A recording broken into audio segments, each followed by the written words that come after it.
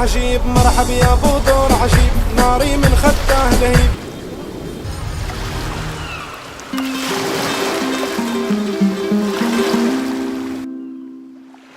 مرسى مطروح، المدينة اللي مفيش في جمال شواطئها واللي رجعت تلمع من جديد ما بين سحر الطبيعة وروعة البحر. مدينة اتغيرت واتجملت، يا ترى ايه اللي حصل فيها؟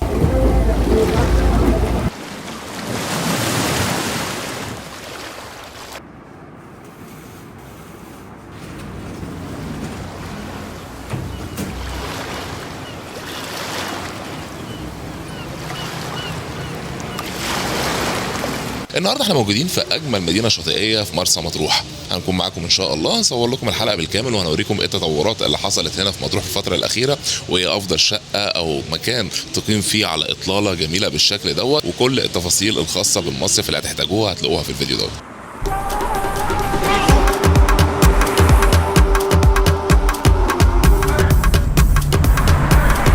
وطالما طبعا سفر وطريق، فاكيد الاكل اللي بيكون في بدايه السفر. خلونا نكمل الاكل ونكمل رحلتنا.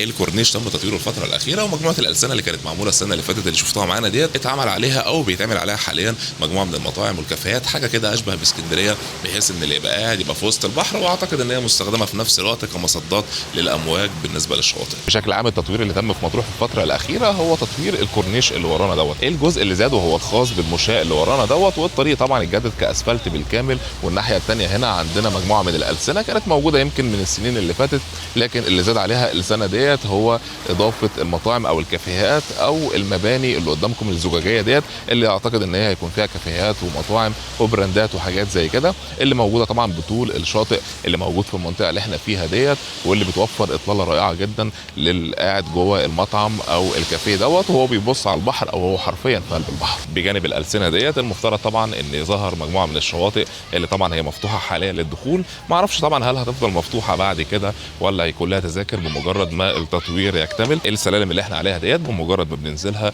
بنكون هنا قدام البحر على طول.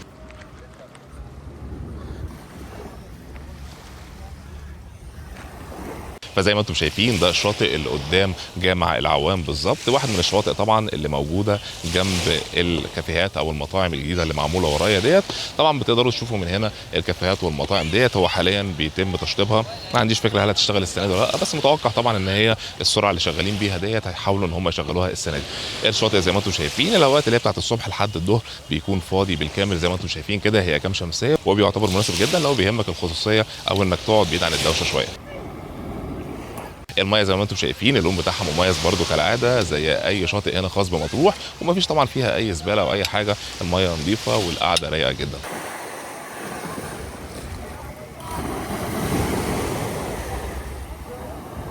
حاليا بعد ما الاعمال اللي بتحصل ديت انتهت طبعا بيتم ازاله الصخور والاحجار اللي ورانا ديت، بحيث ان الشاطئ يكون رملي بنسبه 100% والنزول طبعا يكون فيه اسهل وممتع اكتر.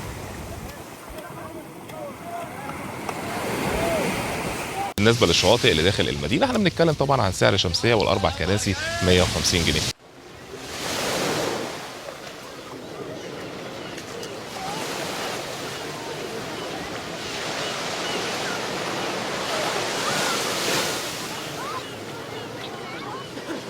زي ما انتم شايفين اليخت بدا يتحرك وساب المينا ورا عشان نبدا رحلتنا ان شاء الله، واللي هنشوف هتكون عامله ازاي. خليكم معانا. المفترض ان سعر الرحله بيكون 120 جنيه للفرد، والاطفال بيكونوا مجانا. احنا هنا بنتكلم طبعا عن رحله 3 ساعات، مش يوم كامل زي اللي بتبقى موجوده في شرم الشيخ. هنا كمان ما فيش سنوركلينج ولا شعاب مرجانيه، الموضوع بس ممتع، بتعدي على الشواطئ الجميله بتاعت مرسى مطروح، واللي هي حقيقي فعلا تستاهل انك تلفها بمركب، لان الموضوع بيكون اسهل، بيكون في يوم واحد بتتصور طبعا وانت موجود على اليخت على كل الشواطئ اللي انت بتعدي عليها. اليخت كمان بيقف في مكان بتقدر ان انت تنزل وتعوم فيه وتستمتع بالميه، وغالبا المكان ده درجه نقاوه الميه فيه بتكون عاليه اكتر من النقاوه العاديه بتاعت الشواطئ اللي هي في الاصل جميله جدا. المفترض احنا حاليا قدام شواطئ الهنا او مبارك سابقا يعني، ومجموعه الشواطئ اللي هي بتكون ناحيه شارع اسكندريه. اما هنا كده فبنتكلم عن شواطئ العوام والبوسيت وغيرها من الشواطئ اللي ان شاء الله استنوا حلقه ثانيه كامله هنلف فيها ثاني شواطئ مطروح، والمره دي هنحاول نروح شواطئ جديده باذن الله. ما تنسوش اي اخبار محتاجين تتابعوها هتلاقوها على موقع اخبار مصر 24، واي كتب محتاجين تحملوها هتلاقوها على موقع bookpedia.com. اما اي كورسات محتاجين تتعلموها بيقدموها بشكل مجاني، فهتلاقوها على منصه معاد.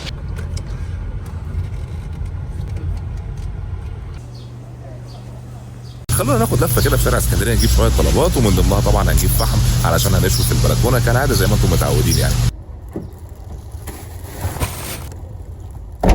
واجمل حاجه يعتبر في مطروح هنا هي طبيعه اهلها الطيبين وهدوء المدينه اللي هو مختلف جدا.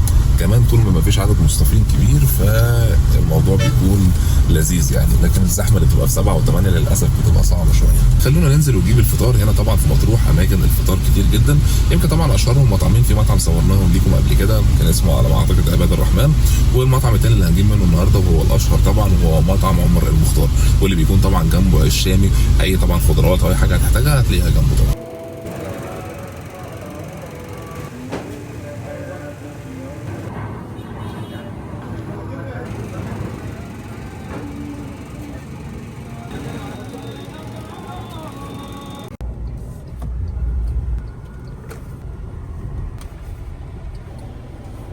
كمان الفندق هنا زي ما انتم شايفين المفترض ان في باركنج للعربيات، لو معاك عربيه طبعا ومش عارف هتركنها فين فبتركنها هنا بمنتهى السهوله. التكلفه بتكون 50 جنيه.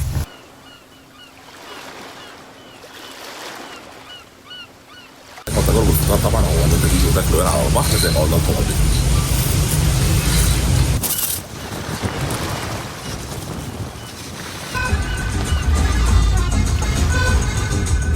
حبيبي يا نور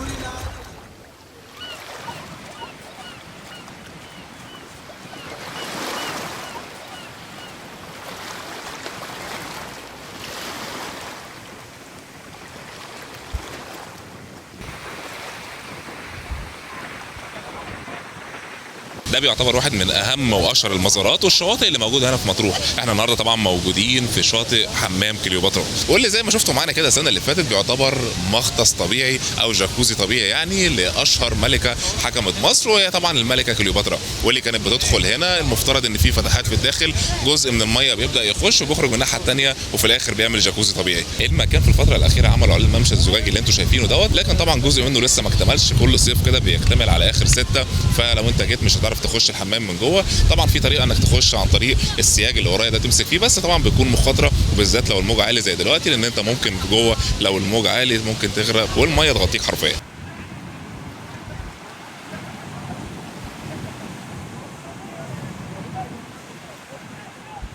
الشاطئ ما بيعتبرش شاطئ مفتوح، احنا بنتكلم طبعا عن تذكره الدخول، هي طبعا مش عاليه، بنتكلم في 15 جنيه بس. طبعا المكان يستاهل جدا انك تيجي وتتفرج هنا. ويمكن من الحاجات اللي بدات الاحظها الفتره الاخيره هي وجود الاجانب هنا في مرسى مطروح، يمكن شويه شويه نشوفها زي شرم الشيخ يعني.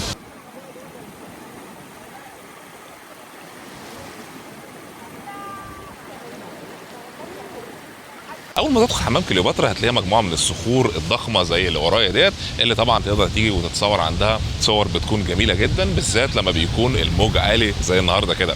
بيعمل طبعا شكل ابيض وراك في الخلفيه، بتخلي العزل جميل جدا، بالذات لو بتصور بورتريه او سينماتيك لو انت بتصور طبعا فيديو.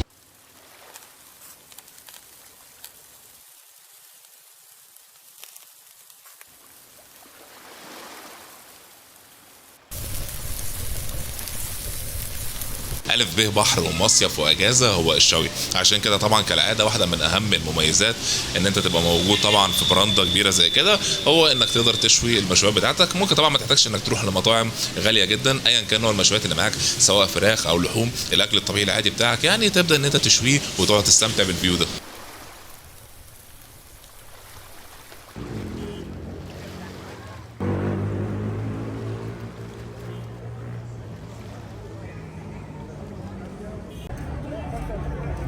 الحياه الليليه هنا في مرسى مطروح متنوعه، تبدا طبعا من قعده الكورنيش اللي بقت زحمه جدا، واللي انا متفاجئ ازاي الزحمه دي واحنا لسه في شهر 6، وكمان المطاعم والكافيهات اللي موجوده هنا في كل مكان. خلونا نشوف حاجه نحل بيها، نروح من اللبن ونحاول نجيب من هناك حاجه.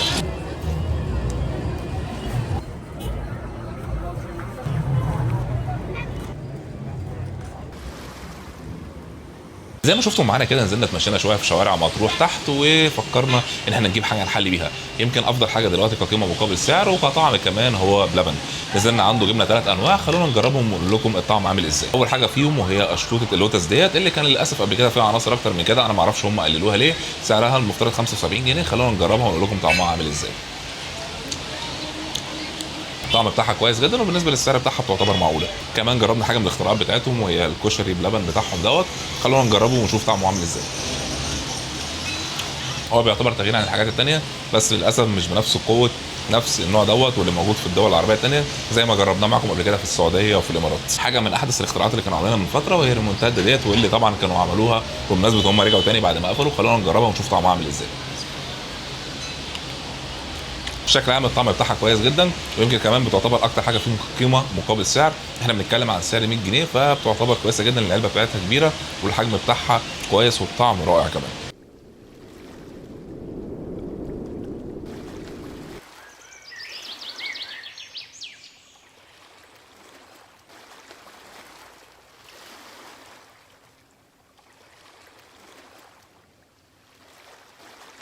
وكعادة زي ما انتم متعودين طبعا افضل مكان تفطر فيه لما يكون عندك شقه زي كده هو الاطلاله اللي على البحر اللي جنبنا ديت. زي ما انتم شايفين كده جايبين طعميه سخنه وفينو حاجه كده من الكلاسيكيات القديمه وشويه جبن علشان نبدا نفطر بيها. وطبيعي طالما عندك قاعده زي كده فانت مش هتفكر تنزل كافيه او نادي او اي مكان تقعد فيه على البحر، لان عندك المكان والفيو اللي قدامك ده. لما بتكون قاعد في البراند هنا ما بتحتاجش انك تنزل تروح كافيه او مطعم او اي حاجه بتطل على البحر، لان انت هنا حرفيا بتعتبر في قلب البحر. معاك اي شغل تقعد تشتغله، لو عايز تشرب اي حاجه او حتى هتاكل تتغدى تتعشى، كل حاجه هتحتاجها تقدر تعملها هنا من غير ما تنزل وتطلع وتتعب نفسك.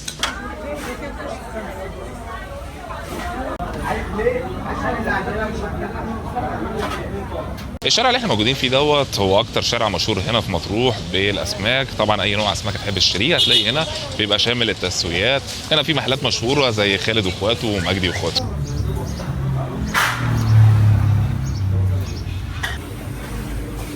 بعد ما بصينا على خالد واخواته ومجموعه المحلات اللي هناك اللي كنا جايبين منها السنه اللي فاتت، قررنا ان احنا نغير ونجرب محل تاني. النهارده طبعا هنجرب محل اولاد طعيمه اللي ورايا دوت. نقينا السمك ومستنيين يستوي وهنبدا نروح طبعا علشان ناكله ونقول لكم راينا فيه عامل ازاي.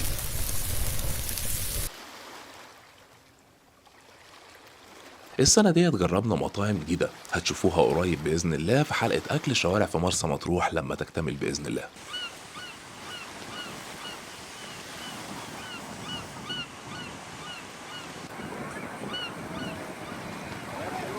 زي ما انتم شايفين ورانا الشاطئ بالشكل اللي قدامكم دوت. احنا بنتكلم عن الشاطئ منحوت في قلب الجبل، ويمكن ده سر الجمال بتاعه، اللون الازرق وهو متداخل مع اللون الاصفر وبعض الاماكن الغامقه اللي داخل الجبل.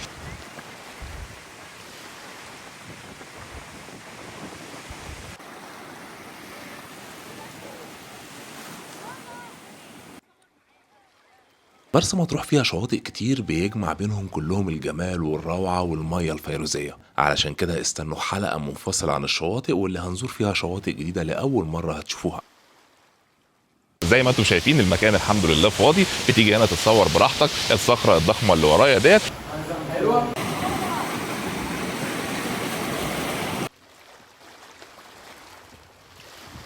الشاطئ للاسف طبعا مفيش فيه اي خدمات خالص وبعيد عن المدينه، وفي الباركنج اللي ورايا دوت لو انت معاك العربيه بتاعتك وعايز تركنها، ودي مجموعه الشماسي اللي موجوده هنا في المكان.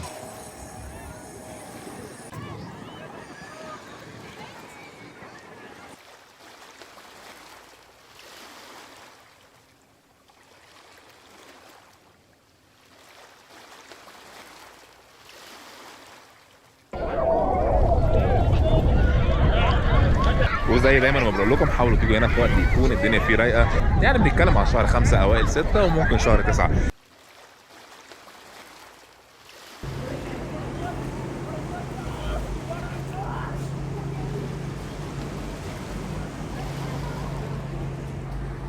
علشان الواحد مدرك يعني ايه اهميه السياحه، بكون سعيد جدا والله لما ببقى موجود في المدن الساحليه اللي زي مرسى مطروح، وببدا اشوف الانشطه المائيه المختلفه زي الباراشوت اللي جنبنا دوت والجيت سكي والقوارب السريعه. الكلام ده كله بينشط الدنيا، بيفتح باب ارزاق للناس، وكمان بيدي بهجه وسرور، بيخلي تجربه المصيف سواء للمصريين اللي موجودين هنا او اخواتنا العرب او الاجانب اللي جايين هنا سياحه خليها تجربه مختلفه جدا. زي ما انتم شايفين اللودرات اللي موجوده هنا لسه بتساوي الرمل بتاع الشواطئ، وده طبعا لان الصيف في مصر بيبدا بشكل رسمي في شهر 7. احنا حاليا لسه في شهر 6، فبيتم الاعداد والتجهيز للمصيف. المصيف طبعا بيبدا بشكل فعلي في اول شهر 7، اما حاليا فبيكون في مصيفين قليلين، يمكن هم السنه دي في شهر 6 اكتر شويه بسبب طبعا ان حصل تراكم بسبب التطويرات الاخيره، لكن طبعا حاليا بيتم الاستعداد بحيث ان في 1/7 بتكون الشواطئ جاهزه لاستقبال الناس. كمان هنا قدام الشواطئ اصبح في الاكشاك اللي ورا ديت، اللي اعتقد ان هي هتكون جزء منها مطاعم وجزء سوبر ماركت وجزء منها خدمات سياحيه لها علاقه بالمصيف، واعتقد برضو ان هي كمان هيتم تشغيلها على اخر الشهر اللي احنا فيه حاليا.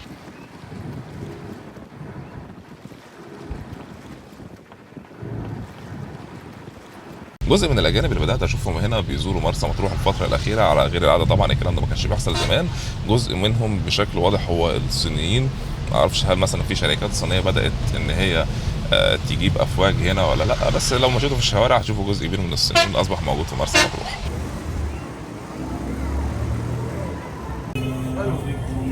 بشكل عام احنا موجودين في شارع اسكندريه. شارع اسكندريه والشوارع المحيطه ليه بتعتبر طبعا مكان تجاري حيوي جدا، اي حاجه انت بتحتاجها هتلاقيها هنا، حتى الحاجات اللي بتاخدها معاك لنفسك او لغيرك كهدايا، يعني بهارات وبلح زيت زيتون او الزيتون ذات نفسه هتلاقوها هنا في المكان دوت في شارع اسكندريه. واحد من افضل الاماكن اللي ممكن تجيب منها طلباتك هنا في مرسى مطروح هو فتح الله جمله ماركت اللي جنبنا دوت، وده طبعا علشان هتلاقي عنده كل الحاجات اللي انت تحتاجها من مواد غذائيه، حتى لو معدات او اي حاجه طبعا محتاج انك تستخدمها، حاجه لها علاقه بالطبخ، حاجه طبعا ادوات من انت محتاجها في الحياه بشكل عام، كل حاجه تحتاجها هتلاقيها عندهم يعني.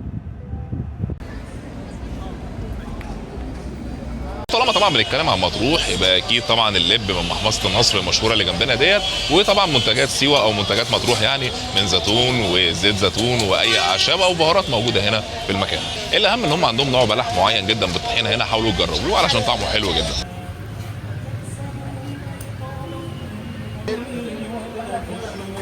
احنا موجودين في فندق صف اول على البحر، في مجموعه من الشقق الفندقيه، واللي الشقه ديت بتعتبر واحده منهم واللي بتتمتع باطلاله رائعه زي ما انتم شايفين كده. الشقه طبعا فيها 3 غرف كلهم مكيفين وريسبشن كبير، والتراس الضخم اللي احنا موجودين فيه دوت اللي تقدر تقعد وتستمتع بيه وتشوي وتعمل كل حاجه فيه زي ما هتشوفوا معانا في الحلقه النهارده. فين احنا بنتكلم عن افضل اطلاله ودوت لان الشقه هنا او مكان العماره او الفندق اللي احنا موجودين فيه قريبه جدا للبحر، بيننا وما بين البحر هم ال 20 متر بس بتوع الطريق، بعدها طبعا بيكون قدامك البحر تقدر انك تنزل وتستمتع بكل حاجه وتطلع في دقائق من غير ما تحتاج انك تروح اي مكان بعيد. الفندق زي ما انتم شايفين فيه البراندا الرائعه ديت اللي المسافه ما بينها وما بين البحر بس 20 متر، لان طبعا ما فيش اي اراضي او اي مسافات قدامنا. بتقعد هنا زي ما انتم شايفين كده بتستمتع بالفيو اللي قدامك دوت، وفي اغلب الاوقات ما بتحتاجش انك تنزل تحت تعمل اي حاجه. انت طبعا لو محتاج انك تفطر او تتغدى او تتعشى او حتى تشوي طبعا الاكل بتاعك بتقعد هنا في المكان وبتستمتع بالفيو اللي قدامك دوت. لو طبعا معاك لابتوب عايز تشتغل عايز تقعد بالموبايل بتاعك شويه مفيش احلى من الفيو اللي جنبك دوت. القعده في المكان دوت بالمصيف كله واللي فيه، لانك مش محتاج كل شويه تنزل تحت وتأجر شمسيه الا بس لو انت هتنزل تعوم. اما بخصوص السعر فهو مش قليل، احنا بنتكلم عن ايجار الشقه ديت ب 3000 جنيه، لكن طبعا احنا بنتكلم عن شقه مكيفه بالكامل، المستوى بتاعها نضيف جدا بالنسبه لمرسى مطروح هنا، كمان القرب من الخدمات ووجودها طبعا قدام الكورنيش بتقدر انك تنزل البحر وتطلع من غير ما تحتاج انك تروح مسافات ابعد او انك تمشي شوارع طويله. الفندق كمان موجود في منطقه العوام، وبالتالي طبعا بنتكلم عن كل الخدمات اللي انت هتحتاجها هتلاقيها، كل المطاعم المشهوره، سوبر ماركت، اي خدمات هتحتاجها خطوات صغيره هتنزل على رجلك هتقدر ان انت توصل لها. كمان طبعا في جراج تحت هنا لو انت معاك عربيه تقدر ان انت تركنها فيه، وانت واقف هنا بتقدر تستمتع بكل حاجه على البحر، هتحس انك في قلب البحر حرفيا. يمكن اوقات كتير جدا مش هتحتاج انك تنزل تحت لان انت طبعا هنا قاعد في خصوصيه مهمه جدا، لو معاك اي حد قاعد عاوز تاكل تفطر تتغدى تشوي تتعشى اللي انت محتاجه كله هتقدر انك تعمله وانت قاعد هنا في البراندا قدامك كل مرسى مطروح وكل الشاطئ قدامك بتستمتع بيه. الفندق كمان فيه اطلاله خلفيه في البلكونات اللي موجوده في الغرف، لكن طبعا بتبص على المدينه من ورا او على الشوارع اللي ورا الفندق واللي فيها المطاعم والمحلات اللي لو انت احتجت منها اي حاجه هتبدا تنزل وبمنتهى السهوله خطوات تكون وصلت ليها. زي ما انتم شايفين اللي ورانا دوت الفندق اللي احنا نازلين فيه حاليا، مجرد بس ما بتعدي الطريق خطوات بتبقى موجود هنا قدام الشاطئ بحيث انك بتبدا وتنزل تعوم براحتك وتقضي كام ساعه اللي انت محتاج تقضيهم، ومجرد بس تعدي الطريق تطلع فوق تاخد الشاور بتاعك وتقعد تستمتع طبعا من غير ما تحتاج انك تمشي مسافات طويله. خلونا نشوف الشقه. الشقه زي ما انتم شايفين مكونه من 3 غرف، منهم الغرفه اللي احنا موجودين فيها ديت.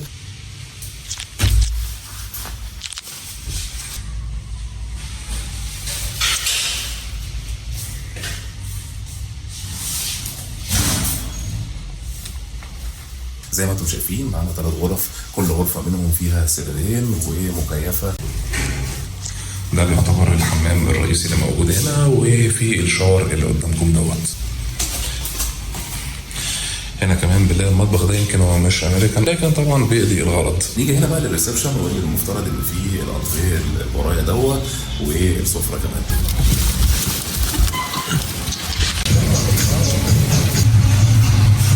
زي ما كل بدايه وليها نهايه، خلاص رحلتنا خلصت في مرسى مطروح. استنونا ان شاء الله في حلقات تانية قويه جدا كالعاده من اماكن تانية باذن الله. ما تنسوش طبعا تعملوا لايك وتشتركوا في القناه، لان الحاجات دي بتفرق كتير جدا في وصول الفيديوهات ليكم ولغيركم. الرحله كالعاده كانت مميزه وممتعه جدا، لان مطروح فعلا مختلفه عن اي منطقه ساحليه تانية. احنا حاليا موجودين قدام راس الحكمه، المكان حاليا فاضي، بس سنين قليله المكان ده هيكون ازحم مكان يعتبر من الاماكن الساحليه اللي موجوده في مصر.